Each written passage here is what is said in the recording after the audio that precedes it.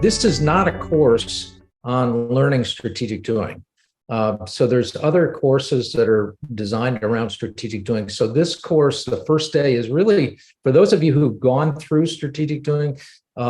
It's a bit of a review, only in the sense that what you're going to see is, as I said at the beginning, you're going to broaden and deepen your understanding of why strategic doing works. Because I think that's what I came away with when I really dug into Doug's work. So the first day is really, why are these two disciplines important?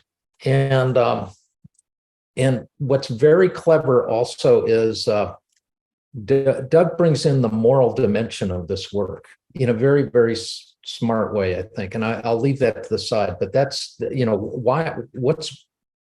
why does this matter to us? Why does this matter to us? This is important. And then we also shared in the first day the outcome that Doug and I are trying to get to, which is, and I'll leave it to Doug really to share that outcome. But Doug and I have a very clear outcome that we want to get to, and it ties off of Jack's point, of scaling this work. But that's the first day. The second day is really introducing some of the principles of of performance-driven change, and understanding. This is where you broaden and deepen your understanding of the nature of change. Why is it so hard? What is it really? How do you start? What's the difference between a situation where you know how to do something and you don't know how to do something? Because when you're confronted with the complex challenge, this is all tangled together, and Doug provides us with a very good way or framework that resonates with what I've learned to untangle that. So then the third day is going to be more about continuing on with performance-driven change. It's going to have more tools to it. And the fourth day, we're really going to come back together and talk about the challenge. Much like the challenge for yourself, you bring a challenge to this class, and we want to say, okay, what's your next step? What could we do together to move forward? And of course, Doug and I have our own challenge. So Doug, do you want to reflect on the 4 days, give a different perspective on those? Sure. Just to maybe add a few points to your excellent summary. As Ed said, the first day is about strategic doing, but through the lens of a set of principles that actually do explain why and when it works, and why and when it might fall short. The principles are both principles to help you take the 10 rules and use them better from a standpoint of design before you walk into a room, to be thinking about what you want to have happen in the room and why you want to have it happen, who's there, and so forth. They can very much help you think about your going in approach. They can also help you, as you become more familiar with them, be in the room and be aware of what's happening in the room, and how you might tweak or respond to opportunities because certain things are occurring. And then when you go out of the room, reflect on what went well, what might not have gone so well, and how to adjust. They really are principles. They're not.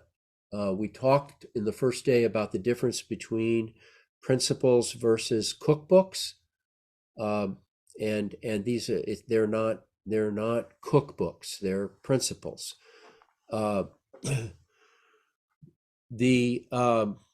Then in the second day, we shared some basic perspectives on performance-driven change. What do we mean by performance? What is the experience of change?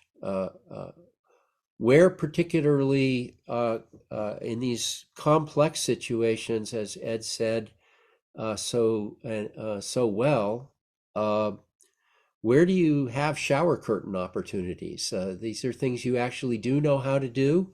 There may be aspects of the overall challenge, if you will, that are unknown to the players, but they're almost always known things, the shower curtain things. One of the principles, folks, for those of you who weren't with us, is that during a period of any kind of serious change, the two scarcest resources are energy and effort and meaningful language. And for a moment, when you have shower curtain opportunities that can make a difference to the progress of change where you're headed by putting the shower curtain inside the bathtub, that has a very positive effect on energy and effort. People who see progress and may have been sitting on the fence or quite reluctant for this, that, or the other reason are more inclined to go, oh, I see where this is headed. And when you, importantly, really importantly, those of you who are adept at strategic doing know how crucial the 30-30 is. And again, a reason that the 30-30 is so crucial is that if I tell Linwood, I'm going to take the following steps to talk to Phil and see what Phil thinks about X, Y, or Z in the next 30 days and let the group know about it. When I talk to Phil and I come back with whatever Phil said, Linwood goes, oh, okay, Doug, I can rely on Doug at least to talk to Phil. Those things in performance-driven change, I call activities. And in my view, activities are essential. However, when you're dealing with performance-driven change, you've got to get to outcomes. You've got to get to results. In strategic doing, when you're building relationships at the beginning, they've got to become trust-based. The way they become trust-based is I make a promise. It might be an activity. Hopefully it's Big Easy wise an activity that has a line of sight to where we're headed. Their performance principle number one, performance is the primary objective of change, not change. So my talking to Phil has some line of sight to whatever it is we're doing together, but crucially, Linwood says, oh, okay, he followed through.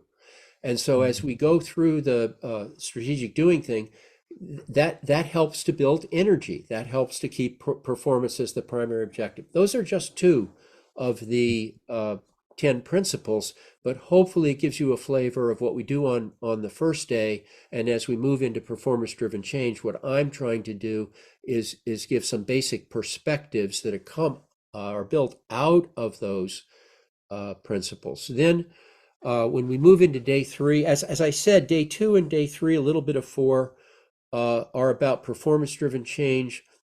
I think about it as a waterfront. We go around the waterfront twice. The first round are some basic perspectives and basic tools. The second round is a very quick going around about how you do this with a giant group of people in a rigorous way to drive them forward. But hopefully the 2 rounds will help people become more familiar with the language and the tools. At the end of which, as Ed said, along the way, I will describe the cohort architecture, challenge-centric cohort architecture for scaling change, which is basically you have 10, 20, 30 groups or people in a room who have their own challenges, performance-driven change and or strategic doing, by the way, very crucial, that are broadly addressing a similar problem or opportunity. We'll go through that. But then at the end, as Ed said, we will come back to our objectives and our sincere hope that all of you can help with. How can we get 100 people who really understand this stuff and practice it? How can we get an increasing number of entities or firms or groups who are using this with clients and others to drive progress and performance across the world? How can we get this incorporated in academic disciplines, teaching, and research? So those are our objectives.